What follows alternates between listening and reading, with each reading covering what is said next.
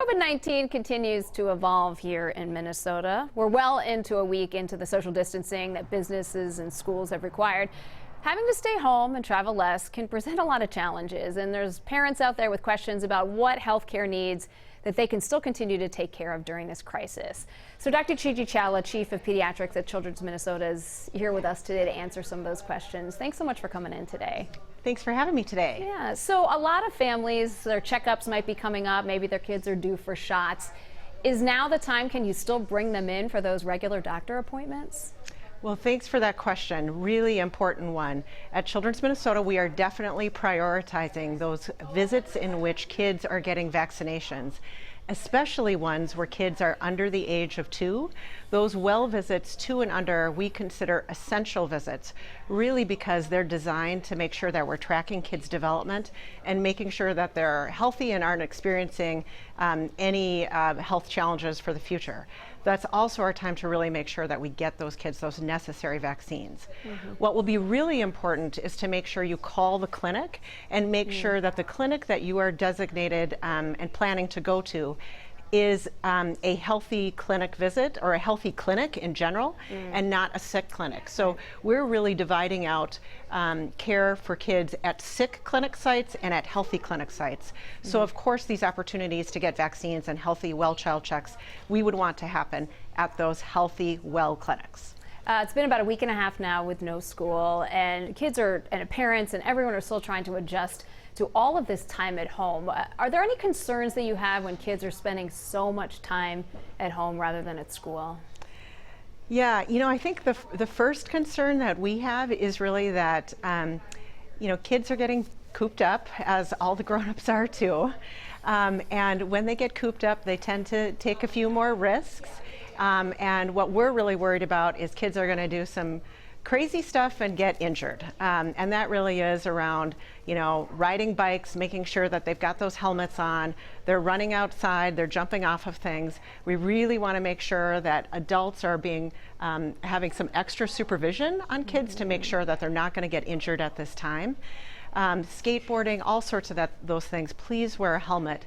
Anything that we can do to try to prevent injury so that kids and you don't need to seek care at the emergency room where other kids might be sick is going to be really important. So even having a first aid kit at home that really allows you to call in and we can help direct how you could take care of some of those very, very mild injuries at home, that would be terrific.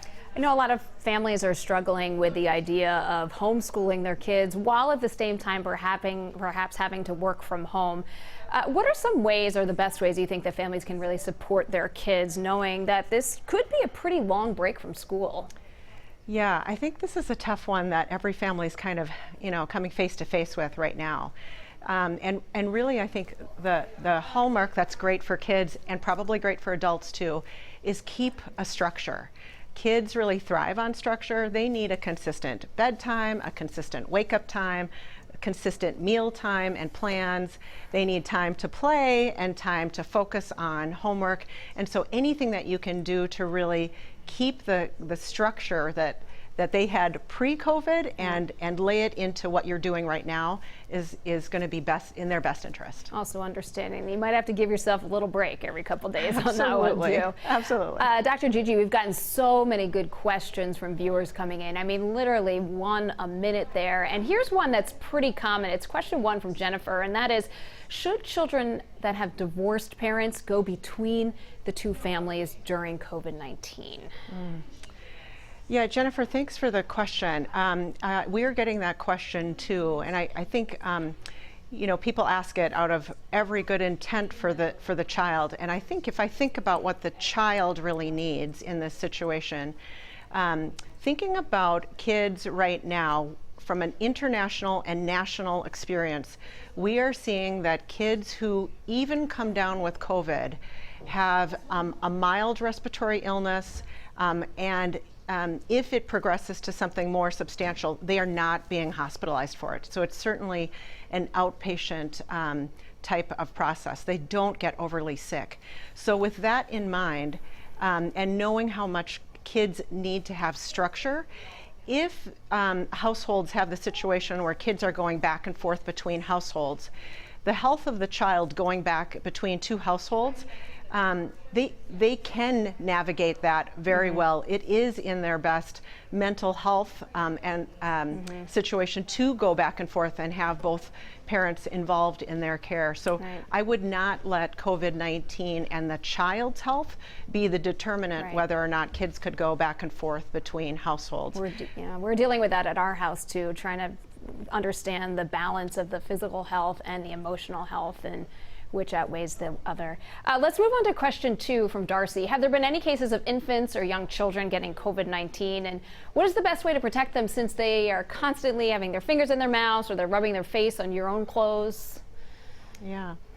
Darcy, good question. I think kids likely do get COVID-19, but their illness is exceedingly mild. It might just be a cold or they might be asymptomatic.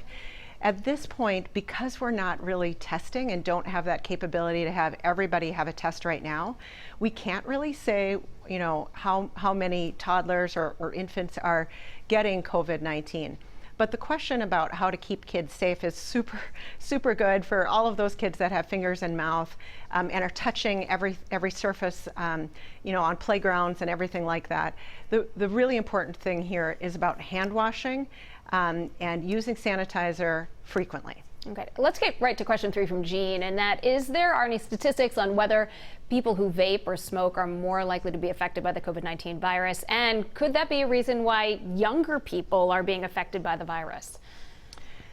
Jean, good question. I think that, unfortunately, COVID-19 is a novel virus, so there's not a lot of research or publications out on that. And actually vaping is relatively new for us, and so there's not a ton of research on the two of them commingled to really say what the outcome is. But clinically, I would say that we know what the health effects are for vaping on the lungs, and know that it is not good for your lungs to be vaping and sets you up for chronic health concerns in the future. And so really ensuring that if there's an opportunity to stop vaping, this is it. But as far as why young people might be getting more COVID-19, even though it's less acute or less of a health risk as far as hospitalization, I think the answer to that really isn't about vaping. It's really about lack of social distancing and kids just really wanting to connect. Right. Dr. Gigi, thank you so much. Wonderful information. We really, really appreciate it. Thanks for having me.